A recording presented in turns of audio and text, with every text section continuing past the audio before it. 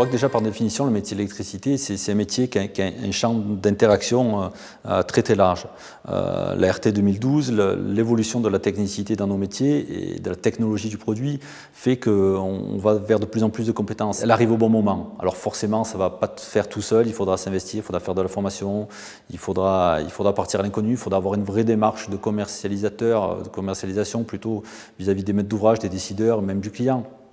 Mais tout ça, ça suppose du dynamisme, de l'entrain, mais c'est motivant parce qu'on va vers quelque chose qui sera forcément plus porteur en termes de compétences et de connaissances pour nos entreprises, mais aussi pour nos personnels. Et c'est une vraie bouffée d'air, je crois. On va aller forcément vers de plus en plus d'intelligence embarquée. On va travailler sur de nouveaux produits, il nous faudra forcément des compétences à l'installation, des compétences dans le choix du matériel, mais aussi à l'usage.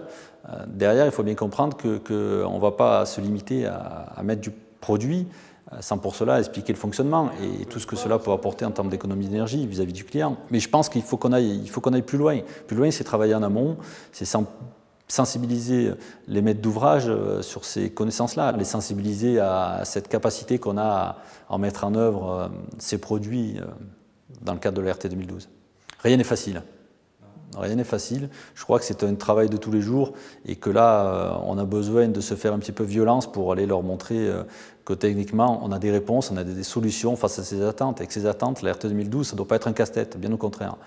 Ça va être un élément qui va nous permettre déjà de se rapprocher, d'apprendre à communiquer encore mieux que ce qu'on peut le faire aujourd'hui pour demain rentrer dans une construction intelligente et faiblement dépendante énergétiquement. Aguerre déjà m'a un petit peu, sans caricaturer, m'a ouvert les yeux sur cette évolution à venir, il y a déjà quelques années, m'a accompagné sur cette sensibilisation-là, m'a fait toucher du doigt les produits qui allaient venir sur le marché, m'a accompagné sur la formation, en passant de plusieurs niveaux jusqu'au dernier niveau, et n'a eu de cesse de nous suivre dans la mise en œuvre de nos chantiers. Je crois qu'Aguerre a été l'industriel type parce qu'il nous a accompagnés dans tout le process de compétences. La RT 2012, c'est aujourd'hui. Il y a un moment où il faut qu'on se projette. Alors on va le faire suivant les individus, suivant les entreprises à plus ou moins long terme, mais je crois que notre métier est en correspondance avec notre société évolue, et celui qui n'évolue pas, il recule. Hein.